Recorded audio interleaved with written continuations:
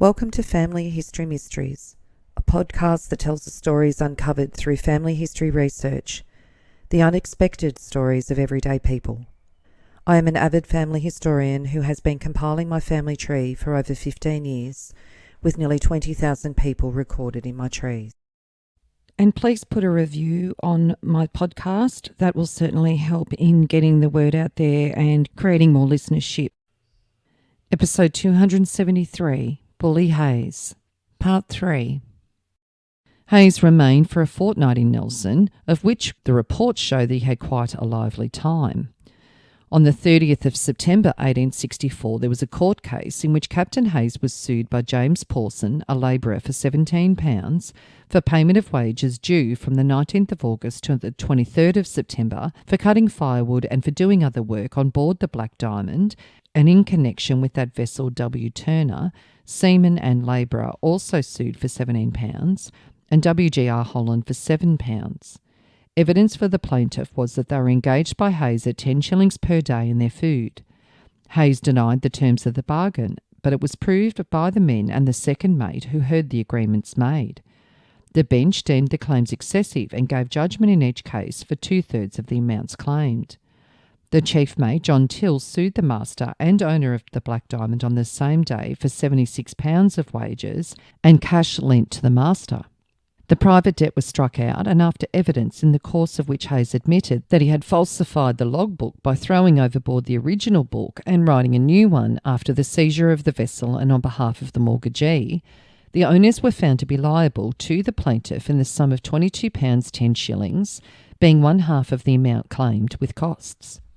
On the 7th of October, a letter appeared in the Colonist signed by W. Turner asking how it was that a poor man in the province of Nelson could not get justice, and stating that he applied to the magistrate to obtain a warrant for the arrest of Hayes to prevent him absconding from the colony until he paid him, on the grounds that Hayes intended to sail by the Phoebe, which he did on the Sunday morning, the day after he urged the magistrate to grant a warrant.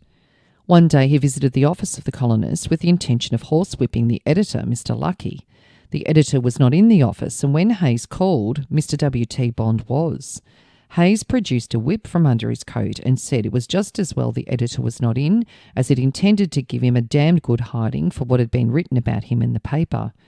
Thereafter Mr. Lucky carried a heavy walking stick, but no encounter occurred. Hayes was a great boaster. He delighted to tell yarns about himself, mostly untrue or embroidered. One of his victims, Mr. Akerstein, who took the Black Diamond from Hayes, said that Hayes was not Bully Hayes's real name, that he made a voyage to Sydney in the Sir Charles Napier in 1842, then he got into prison for forgery and was sent to Van Diemen's Land, where he was from 1843 to 1848, and that he was once in a boat with £500,000 worth of gold and no food, it being suggested that Hayes was a survivor from the Madagascar, an Australian liner which cleared from Melbourne to London on the 12th of August 1853 with 90 passengers, 86 boxes containing a little over 64,500 ounces of gold, and was never heard of thereafter. These stories were taken seriously in New Zealand and published and republished. A sample of this says, "His name was neither Hayes nor Haston. A man of the most exceptional ability, he was often stranded without a stiver in his pockets. After the capture of the Black Diamond, he had to borrow money to get a pair of boots. All of his energies, it seemed, were bent on revenging himself in that society that outraged him." On the 5th of November 1864, the cutter Wave cleared from Littleton in Ballast for Akaroa, and the passengers included Captain Hayes, Mr. and Mrs. Glodsky, W. Buckingham, E. Buckingham, J. Strang and J. E. Chalmers, so the variety of troop artists. It arrived at Akaroa on the 8th of November 1864, and the next day was the Prince of Wales's birthday, and an entertainment was given at the town hall at Akaroa the day after they arrived, and they performed, calling themselves the Buckingham family. A large audience testified by their applause that they were pleased. The company were en route to Oamaru and Meraki. Hayes did not stay long with the variety troupe, for on the 19th of December 1864, the Wave, with Hayes as the master, arrived from Akaroa at Littleton in Ballast. There was no record of the wave sailing from Lyttelton, but she did sail, as the following shows, on the 1st of February 1865 in the Auckland New Zealander. The Black Diamond again. The notorious W.H. Hayes, late master of the Black Diamond, has turned up in a new character. It will be recollected that not long since he drowned his wife, child, nurse and brother-in-law, and that he ran away with a vessel from Newcastle which he had repaired and refitted at the expense of Auckland firms.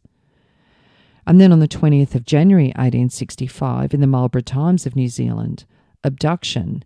A most heartless case of abduction was a few days ago brought under the notice of one of the Picton New Zealand justices, but under peculiar circumstances of the case, he was unable to afford any redress to the injured party. It appears that Hayes, being the commander of the wave, put in last month at Akaroa, and in a hotel at that place he met a young girl called Helen Murray, who was 16 or 17 years of age, a native of Ireland, a well-educated and intelligent girl who had lost both parents. Hayes prevailed on her by fraud and persuasion, which constitute the crime of abduction, to accompany him in his cutter to Lyttelton for the purpose, he falsely stated, of here joining several other girls and young women who he engaged to go to China as part of a theatrical company he was organising. That those females were on board his ship at Lyttelton, and that Mr. Chalmers was to instruct her and the others in all that was necessary to fit them to appear on the stage.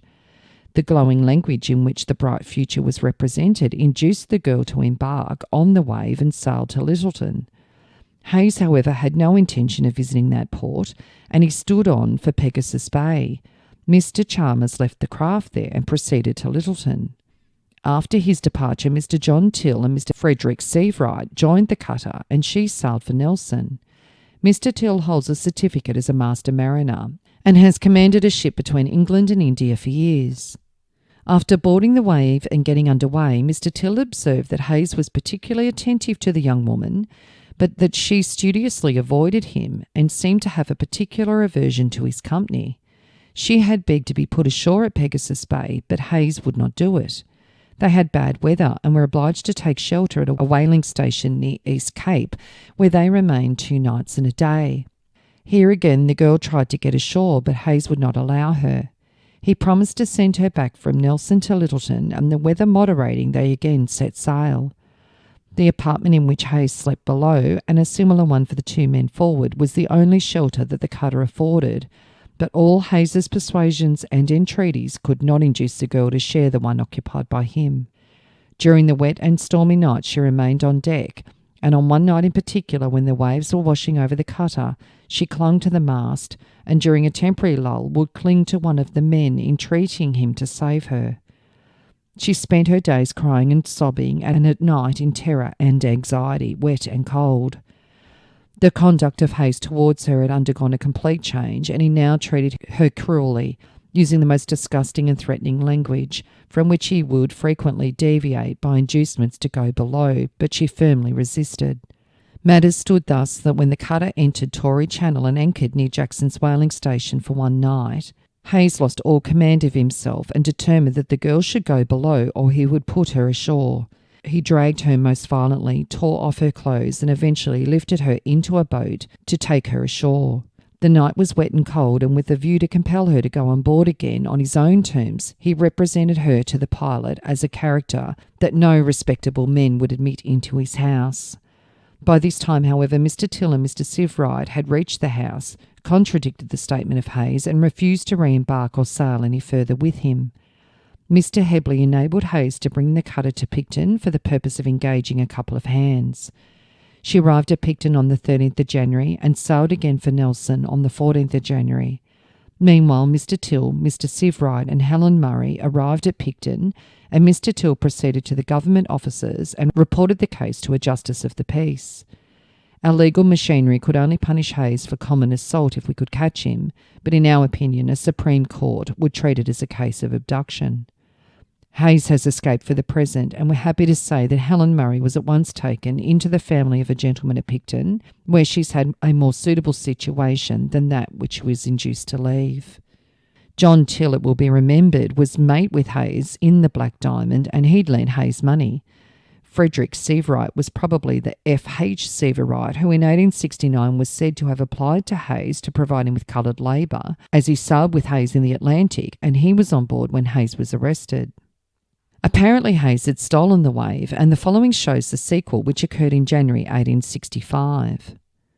Death of George Britt, who arrested Hayes in 1861 in New Zealand.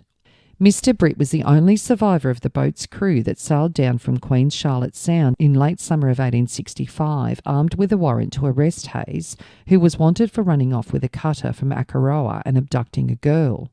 Hayes used to boast to his cronies, and not without reason, that one of his best points was picking up a ship and a stewardess on the cheap. It is worthy to note that two late Nelson residents, Mr. George Britt and Mr. William Akerstein, both outwitted the redoubtable bully.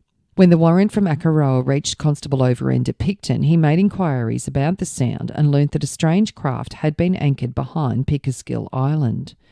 Fortunately for the enterprise, Hayes had been put in his berth that night in a state of intoxication. He awoke from a drunken sleep to stare into the muzzle of Constable Overend's revolver, and with Britt and Heberley pinioning his arms. As usual, however, he was clever enough to escape the meshes of the law. Hayes blustered when released and declared that he would get the best lawyer in the colony and commenced an action of £500 damages. He hinted, unsuccessfully, that if they handed him over, the cutter and the stores might be induced to let the action drop. Mr. Britt, who had an excellent memory, remembered one curious circumstance, that the picturesque desperado had a pair of curling tongs amongst his belongings in the cabin that were evidently in constant use. Mr. Britt reminisced, he was a fine, well-built man, but there was something bad about his eyes. You could not move without them following your slightest motion. Despite these setbacks, Hayes re-emerged on the 1st of February 1865 at Wellington as the registered owner of the unmortgaged Shamrock and engaged in trading between Lyttelton and the Pacific Islands. How Hayes got £500 or more to buy the Shamrock seemed a little bit of a mystery until the New Zealand papers told a story of how a lady known as the Bullpup who financed Hayes to purchase the schooner.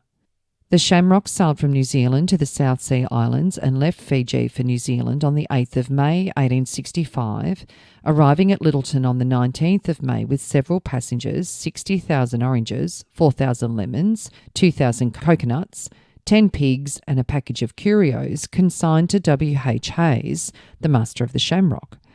The Shamrock was in Lyttelton for over 3 months. In the July, during a gale, she broke away from her holding tackle, but the chief officer made sail and proceeded down the harbour and fortunately got her under the shelter of the land below Rhodes Bay. On the 26th of July 1865 at the Royal Hotel in Christchurch, William Hayes married Emily Mary Butler. He described himself as a widower. Emily was a daughter of a Christchurch publican. William was 18 years older than her. She was 18 when they married, although they weren't the ages that were listed on the marriage certificate. Emily listed herself as 21 and William 33. Another article said that Emily was a barmaid from Lyttelton, New Zealand. So on the 26th of July, 1865, the day that they got married, the Shamrock sailed from Lyttelton for the South Sea Islands via Wanganui. Hayes was short of money after his long stay in Lyttelton, and the day before he sailed, he mortgaged the Shamrock for £53 at 12% to Hargraves Brothers of Lyttelton. On the 7th of January 1866, the Shamrock left Fiji for Lyttelton. She was off Wanganui Bar on the 25th of March 1866 and sent her boats ashore to land passengers and luggage. The boat in charge of the mate was swamped on the Wanganui Bar and 4 passengers were drowned.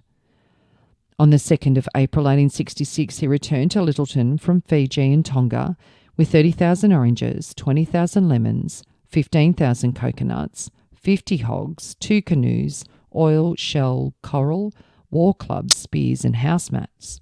On the 2nd of May 1866 at Lyttelton, twin daughters were born, Leonora Harriet Mary and Lorena Helen Jessie. There was a reminiscence on the December the 18th, 1902 in the Auckland Weekly News written by Mr. Parker of Eoa, one of the Friendly Islands. Eoa is 9 miles southeast of Tonga and is 12 miles by 5 miles. We were about to separate when a brig appearing in the offing, ships were few in those days and we lost no time in seeing what she was. A burly, fair-bearded, good-looking man accosted me and said, "You are Mr. Parker, are you not?" "Yes." "Well, my name is Hayes, Captain Hayes, and the ship you see anchored is the Shamrock," he said. "I've just come from New Zealand, and after I have been to church, we'll have a yarn together." He and another man were each with a young lady. Namu and Felicita were their names. Captain Hayes and his companion were each carrying the girls' respective Bibles when they vanished into the shade of the delightfully cool thatched church, which, however, looked curiously empty. "What a decent-looking man," I said. "What in the world could he be carrying those women's Bibles for?" The reply was, "I imagine he wants to make himself agreeable, but we'll see more when they come out." We did not go in, but went to smoke in a house close by and waited. When Hayes and his companions came out from divine service, he said, "I met your cousin Mr. Sherbrooke in Christchurch. We were playing billiards together at the club. He sent you his love and a letter. I haven't got it with me, but will let you have it tomorrow." "When are you going?" I asked, "and where to?" He said, "To Tonga. I want to buy some provisions, and they say it is Sunday, so they can't talk of business now." Wanting to go to Tonga, we asked if he would give us passage. He said he'd be very glad to do so, and all was settled. "Cossie," I said to our cook who'd accompanied us from the Heights, "why don't the people supply him with what he requires, not today, of course, but tomorrow? You know Miss Abaka, but no good man." "What has he done?" "He was here 12 moons ago and behaved very badly, and that's all I could get out of him." The next morning Hayes sent a boat for us, and we were rowed on board. His wife, a rather nice-looking white woman, was on board with him with 2 infants, twin babies. The Shamrock looked as though care was taken of her. There was no untidiness on the decks or below. She was scrupulously clean. We were hospitably received, and in the cabin there were some really beautiful curios, consisting of helmets made out of red tail feathers, of boatswain bird, clubs and curious bowls. Hayes presented me also with a splendid pair of field glasses, which I was much delighted. "Thank you very much," I said, "but now you might as well give me the letter that you have of mine." "Oh, there's plenty of time. I'll give it to you before we part. It's in one of my lockers below." We anchored at Nuku'alofa, and it was decided that the king should not be approached concerning provisions until the next day. When Hayes was last there, he got all the provisions he wanted and paid for most of them. This was done, but he tried to carry off a white girl who was on a visit to a trader at Nuku'alofa. In this he signally failed, but he went to Iowa and carried off 2 women from there, it was said by force. When meeting the king of Tonga the next morning, the king said, "You can tell this man you have come with from Iowa that he shall have nothing here. I have sent messages around to all the people who sell him nothing. He will not get a coconut from my people." That was translated to Hayes, who coolly said, "How about water?" "Water," said the king. "Tell him he can have water, but nothing else." Hayes was not really short of water, so he said, with much nonchalance. The best thing he could do was to clear out. "And tell him to," vociferated His Majesty, "that were it not for my laws, which I respect so much, I would order my people to break him up." The old gentleman looked so angry, even Bully Hayes was cowed. In any case, he got into his boat and quietly rowed off. The king's face changed after the pirate's departure and was more pleasant. He asked us to drink kava with him and pulled out a bottle of brandy from under the queen's bed. I recollected my glasses, curios, and the letter. The king kindly told 2 of his attendants to row me off. "I'll go with you too," said an old hand, a blacksmith, who appeared to have done some work from Hayes the last time he was here, for which he'd never been paid. The Shamrock had just tripped her anchor and was gently moving when we arrived alongside. Hayes was laughing. "Oh, here are the things I gave you, the curios and the field glasses. Catch. And the letter? Here you are." He smiled again as he threw it to me. "Goodbye." "And how about my pay for doing the ironwork last time you were here?" shrieked the blacksmith. "You and your ironwork may go to hell," was his answer. "If you attempt to climb up, I'll shove you overboard if I don't brain you." On the way to the shore, I opened the letter from New Zealand, and to my horror, my friend in Christchurch had been fool enough to entrust him with £50 for me. I wonder if he gave me the field glass, perhaps worth £5, and some other things in exchange for the £50 he'd stolen from me, for he had and has since treated many of his victims much worse than he did me. On the 3rd of May 1866, Hayes sold the Shamrock in Littleton, and on the 28th of May 1866 he bought the brig the Rona, mortgaging her for £970 to Ritchie and Hargraves, whom he never paid. On the 31st of May 1866, the Rona cleared from Lyttelton for Fiji with a cargo of 40 cases of brandy, 60 cases of Geneva, 8 packages of sugar, 20 pilot jackets, 24 scarves, 2 boxes of soap, 8 boxes of tea and sundries, all for Hayes. On the 12th of September 1866, it arrived at Lyttelton with a cargo of oranges, lemons, coconuts, lime juice and oil, and sailed for Guam on the 1st of October 1866, taking drapery, flour, potatoes, sugar, salt, soap and preserved meat as cargo. On the 11th of December 1866, the schooner Neva arrived at Auckland from Rarotonga and reported that the Rona was loading fruit for Hokitika via Tonga Tabu. On December the 28th, the Rona arrived at Hokitika with 50,000 oranges, 50,000 limes, 80 pigs, 200 pineapples, 200 citrons, and a quantity of South Sea curios. She also had 2 passengers. This was Hayes's last and most famous appearance in New Zealand. The mortgagees of the Rona tried to seize her, but Hayes was too quick for them. He sold his cargo by auction and got his ship cleared on New Year's Day and sailed. Hayes landed at Fox's River on the 26th of December, the Rona meantime standing off and on.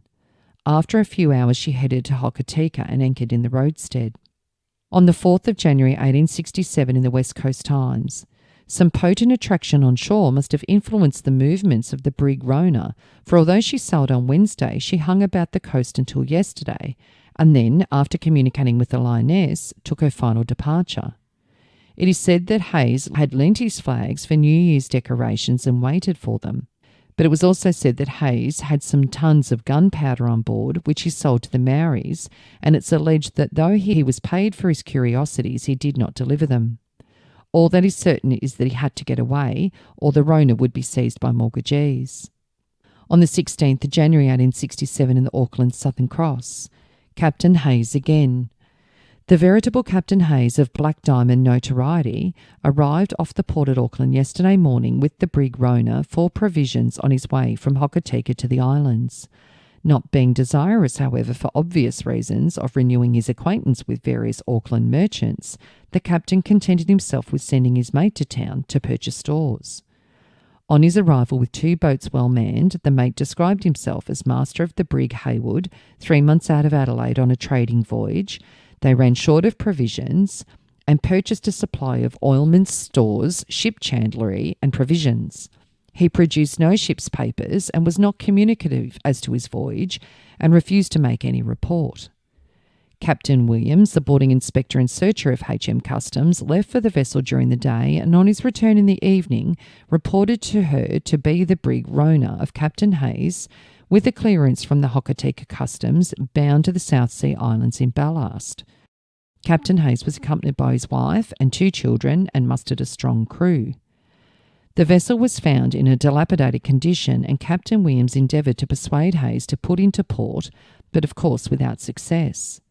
Captain Williams stated that he found the vessel 3 miles outside of Rangitoto and on bearing towards her orders were evidently given to weigh anchor, as sail was attempted to be made shortly afterwards, but not, however, until Captain Williams succeeded in approaching her.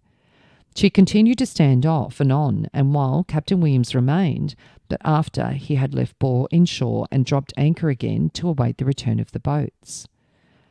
The Rona arrived at Hokitika on the 28th of December 1866 from the islands with a large cargo of fruit, and Captain Hayes reports having sold well and left again on the 2nd of January 1867 for other cargo. The postboy arrived last night and reported having passed a brig standing to sea outside Rangitoto. This would doubtless be the Rona taking her departure. The next time Hayes is heard of is at Savage Island, now known as Niue. The missionary ship, the John Williams, was wrecked on Savage Island on the 8th of January 1867, and Hayes bought this wreck for $500. James Chalmers was a missionary on board the John Williams, and he writes that after being 6 weeks on Savage Island after the wreck, he and others sailed to Apia, and the Rona was sent to bring all the saved cargo to Apia, which was done, and the Rona was chartered to take missionaries to Rarotonga and Huahine. Mr. Chalmers said that Hayes was a perfect host and a thorough gentleman, and that Hayes's wife and children were on board. On the 15th of July 1867, in the Auckland Southern Cross, it reported that Rona lost a boat and 2 of her crew in a gale off Cook Islands. On the 17th of April 1868, Hayes arrived off Suwarrow on the Rona with 109 islanders from Savage Island who were being transported to Tahiti.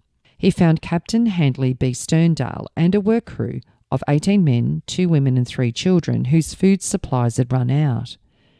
Hayes agreed to rescue Sterndale and the islanders, notwithstanding the Rona was already crowded, with Sterndale and the islanders being delivered to Rakahunga, that is now called Reeson Island, from where they eventually were able to travel to Tahiti. Sterndale sold the pearl shell, beche de mer, copra and equipment to Hayes. In the Adelaide Register, it says that on the 30th of July 1868, Hayes was at Tahiti busily engaging in fitting out the Rona for another cruise to the South Sea Islands. Hayes became notorious at this point for being a blackbirder. He recruited Pacific Islanders to provide labour for plantations in Tahiti, Fiji, Samoa and Australia. While there was some voluntary recruitment of Pacific Islanders, the activity predominantly involved kidnapping, coercion and tricks to entice islanders onto ships in which they were held prisoner until delivered to their destination. On the 20th of October 1868 from Savage Island, Reverend Laws writes to Reverend Morris, Captain Hayes is here in the Rona waiting for his schooner, the Samoa, daily expected from Samoa. It is said that he intends to buy a lot of pigs. Pigs, however, are a secondary object. The primary one, I have reason to believe, is a cargo of men and women. On the 16th of December 1868, Consul Miller of Tahiti writes to Lord Stanley, there has been introduced by the brig Rona of Littleton, W.H. Hayes, master, about 150 natives of Savage Island are under contract for service, who have not, to my knowledge, complained of having been deceived in their engagement or ill-treated during their voyage. On March the 22nd, 1869, the Rona sailed from Huahine, Society Islands for California, at the same time and from the same port as the brigantine Samoa, also owned by William Hayes, sailing for the Navigator Islands. On the 4th of April 1869, the Rona was making a lot of water and it creased the next day, so it was decided to run for Fanning Island, but they could not fetch it, so it was decided to run for Manahiki. On the 1st of May, the Rona had 6 foot of water in the hold and the water gaining on the pumps. The next day, the Rona was abandoned with the crew of 21 people embarking on board 2 boats. After 12 days, both the boats landed at Reeson's Island, and after remaining a few days, they proceeded to Manahiki, where, to the astonishment of Captain Hayes, he found that his Samoa had been wrecked on a coral reef a month before, and the crew were on the Manahiki. So 2 vessels, one bound east and the other west, both belonging to him, were lost, and the captain and crews met upon a remote and seldom visited island. From Apia, Hayes purchased the schooner Atlantic and agreed to supply Mr. F. Seavright with island labourers. On the 12th of October 1869, the Atlantic sailed from Apia, Hayes being the master, Hussey the mate and Seavright a passenger. One of Hayes's numerous lady friends named Jordan was on board, her brother Joseph Jordan also being on board and acting as an interpreter. They proceeded to Manahiki, kidnapped some men and women, got some coconuts, then went to Puka Puka and got some men under a false agreement. They arrived at Pago Pago, Samoa on the 14th of December 1869, and some of the kidnapped people managed to tell their story to Manga, the chief of Pago Pago, who arranged to arrest Hayes and release his captives. At a given signal, the natives jumped overboard, whereupon Manga seized the mate and some of the crew who were on shore, and when Hayes was coming ashore in a native boat, they upset the boat, putting Hayes's pistols out of action, and overpowered and disarmed Hayes. And Manga sent an account of the affair to Mr. Hunkin, the British consular agent at Leone, the capital of Tutuila, 15 miles distant. Hunkin went to Pago Pago and arrived on the 18th of December and found Hayes a prisoner. The Atlantic, in charge of Hussey, her mate, was sent to Apia with the news, and on the 9th of January 1870 she returned to Apia with Hayes and the others, and a consular court was opened that continued until the 23rd of January when Hayes had a fit. The inquiry was finished on the 24th of February 1870 when Constable Williams concluded that Hayes was guilty of kidnapping, and he decided to send the whole case to Sydney, but he did not get anyone who had the courage to take Hayes to Sydney, so he wrote to Commodore Lambert for assistance. Before the Commodore could send assistance, Hayes absconded. Hayes had persuaded the consul that his chronometers needed checking and was allowed to go aboard and then promptly sailed away. In part 4, you are going to discover what became of William Bully Hayes. If you are interested in sharing your story on my podcast Family History Mysteries, please go to my Facebook page and send me a message. If you would like some assistance in filling in the gaps in your family tree to see what mysteries you solve, please get in touch. And don't forget, you can have early access to episodes by subscribing, and you'll also gain access to bonus episodes.